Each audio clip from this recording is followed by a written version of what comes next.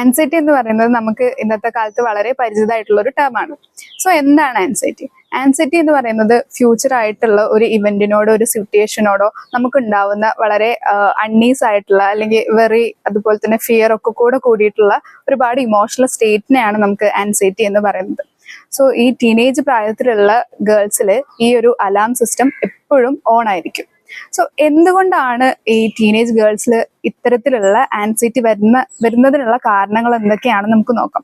ഒന്നാമതായിട്ട് തന്നെ ഒരുപാട് ഹോർമോണൽ ഫ്ലക്ച്വേഷൻസ് ടീനേജ് പ്രായത്തിലുള്ള പെൺകുട്ടികളിൽ ഉണ്ടാവുന്നുണ്ട്. ആ ഒരു പ്യൂബർട്ടി അച്ചീവ് ചെയ്യുന്നതിന്റെ ഭാഗമായിട്ടും ഒക്കെ ആയിട്ട് ഒരുപാട് ഹോർമോണൽ ഫ്ലക്ച്വേഷൻസ് ഉണ്ടാവുന്നുണ്ട്. സോ അതിന്റെ ഭാഗമായിട്ട് ഉണ്ടാവുന്ന ബോഡി ചേഞ്ചസിലൊക്കെ തന്നെ ഈ പറയുന്ന ആൻസൈറ്റി രൂപപ്പെടുന്നതിനുള്ള കാരണങ്ങൾ ഹോർമോണൽ ചേഞ്ചസിന്റെ ഭാഗമായിട്ട് തന്നെ ഉണ്ടാവുന്നുണ്ട്.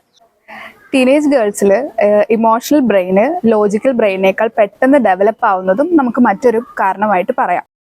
അടുത്തതായിട്ട് കൗമാരക്കാരായിട്ടുള്ള കുട്ടികൾ, അത് ആൺകുട്ടികളായിക്കോട്ടെ പെൺകുട്ടികളായിക്കോട്ടെ, അവരുടെ ഐഡന്റിറ്റി, സെൽഫ് വർത്ത് ഈ പറയുന്ന കാര്യങ്ങളിലെല്ലാം അല്ലെങ്കിൽ ഈ കൺസ്ട്രക്റ്റുകളെല്ലാം ഫോം ചെയ്ത് വരുന്നേ ഉള്ളൂ. അപ്പോൾ അതിൻ്റെ ഭാഗമായിട്ട് അവരിൽ ഒരുപാട് കൺഫ്യൂഷൻസ്, കോൺഫ്ലിക്റ്റുകൾ ഉണ്ടാവുന്നുണ്ട്.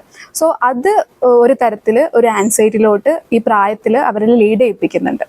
സോ നിങ്ങളുടെ ടീനേജ് പ്രായത്തിലുള്ള മകള് ഇത്തരത്തിലുള്ള ബുദ്ധിമുട്ടുകൾ കാണിക്കുകയാണെങ്കിൽ അത് കേവലം ഒരു ഡ്രാമയുടേതോ അല്ലെങ്കിൽ ഒരു അറ്റൻഷൻ സീക്കിംഗ് ബിഹേവിയറിന്റെ ഭാഗമായിട്ടല്ല, മറിച്ച് അവരിൽ ഉണ്ടാവുന്ന ഒരുപാട് കൺഫ്യൂഷൻസിന്റെയും അതുപോലെ തന്നെ ആൻസൈറ്റിയുടെയും ഭാഗമായിട്ടായിരിക്കാം എന്നുള്ളതാണ് നിങ്ങൾ കരുതേണ്ടത്.